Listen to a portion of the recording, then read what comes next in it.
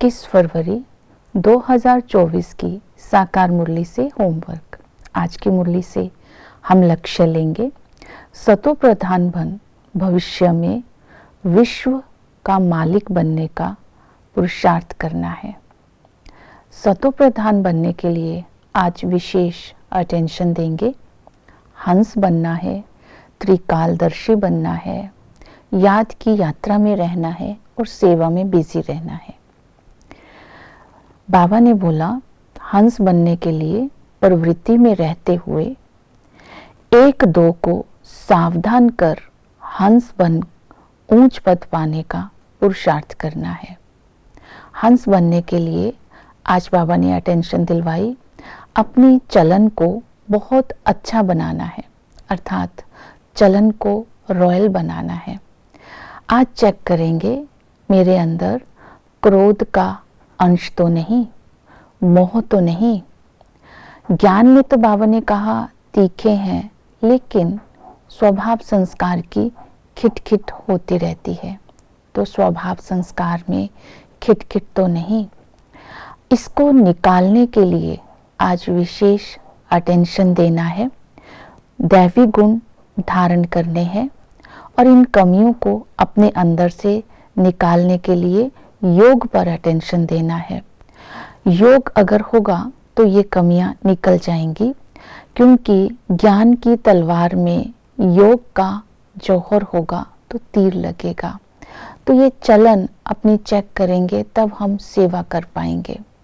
इसके लिए पवित्रता के लिए बाबा ने अटेंशन दिलवाया कि अपनी बुद्धि को विशाल बनाना है, भाई भाई की दृष्टि रखनी है।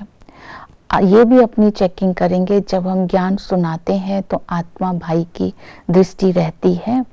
बाबा ने फिर सावधानी दी, बुद्धू बन करके फारकती नहीं देना, दिवाला नहीं मारना, अर्थात विकार में नहीं जाना। जितना हम योग युक्त रहेंगे उतना ही इन बातों पर हम विजय प्राप्त कर सकते हैं। तो आज अपनी चलन पर अटेंशन देंगे। फिर बाबा ने कहा, तुम त्रिकालदर्शी हो। त्रिकालदर्शी बनकर तीनों कालों में स्वयं का स्वरूप देखना है, विचार सागर मंथन करते रहना है। आदि में हम आत्माएं सतो प्रधान थी, हम पूज्य थे, दैवी गुण वाले थे, वहाँ एक धर्म था, वहाँ किसी प्रकार का दुख नहीं था, वहाँ हम हीरे मिसल थे। जैसे ही मध्य में पहुँचते हैं, देह अभिमान के कारण मैले हो जाते हैं, असुरी गुण आ जाते हैं, दुखी हो जाते हैं, पूज्य से पुजारी बन जाते हैं। पूजा भी पत्थर की मूर्तियों की करते हैं और शास्त्र पढ़ते रहते हैं। तमो प्रधान होने के बाद जब संगम युग आता है तो बाबा स्मृति दिलाते हैं, ये पुरुषोत्तम संगम युग है, तुम ही सच्चे ब्राह्मण हो, तुम ब्राह्मण ही देवता बनते हैं।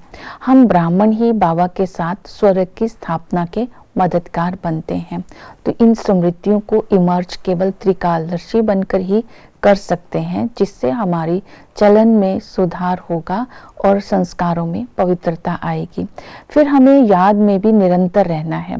योग बल भी तभी जमा होगा अगर कर्म करते समय, बाबा ने आज स्मृति दिलाई, कम कार्डे, अर्थात ऑफिस में कर्म करते हुए भी ये याद रहे मैं आत्मा हूँ। कर्म इंद्रियों से साक्षी होकर के कर्म कराते रहेंगे। बीच बीच में समय निकालकर 1-2 मिनट के लिए भी अशरीरी होने का अभ्यास करेंगे। ऐसा करने से बाबा ने कहा अंतिम समय मदद मिलेगी। तो बाबा की निरंतर याद रहेगी तो ही विकर्म विनाश होंगे। योग बल से ही पापों को भस्म कर सकते हैं। तो जब हम अशरीरी बनने का अभ्यास करेंगे तो निराकार का संबंध एक निराकार बाप से ही रहेगा, कि इस समय संगम पर वो हमें विश्व का मालिक बनाते हैं। ज्ञान सागर टीचर बनकर के हमारी बुद्धि को इतना विशाल बना देता है। तो अपनी बुद्धि को विशाल बनाकर ज्ञान योग में तीखे जाना है और अपने एम ऑब्जेक्ट को सदा स्मृति में रखना है। सतगुरु हमें सेकंड में जीवन मुक्ति देता है, अर्थात हमें पतित से पावन बनने का ज्ञान देता है, जिससे हमारी भविष्य में सद्गति हो जाती है। और इसी तरह जब हम इस स्मृतियों को इमर्ज रखते हैं तो सेवा भी कर सकते हैं। सेवा करने की भी विधि यही है, अंतर्मुखी होकर के अपने अंदर योग का जौहर भर करके सभी आत्माओं को बाप का पैगाम देना है और साकाश देनी है। तब ही दूसरी आत्माओं को तीर लगेगा अगर ज्ञान में योग का जौहर होगा। तो आज इस स्वमान में रहना है, मैं गॉडली एम्बेसडर हूँ, अर्थात रूहानी पैगंबर हूँ।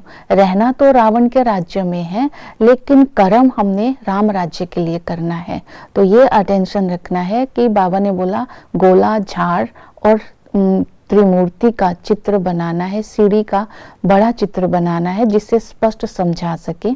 और ये भी समझाना है सतयुग और कलयुग में क्या अंतर है। परमात्मा सर्वव्यापी नहीं है, पतित पावनी गंगा है या पतित पावनी ब्रह्मा कुमार कुमारियां हैं। तो इस तरह ज्ञान का चिंतन कर कर सबको सबकी सेवा करनी है, तो भविष्य में हम ऊंच पद पा सकेंगे। ओम शांति।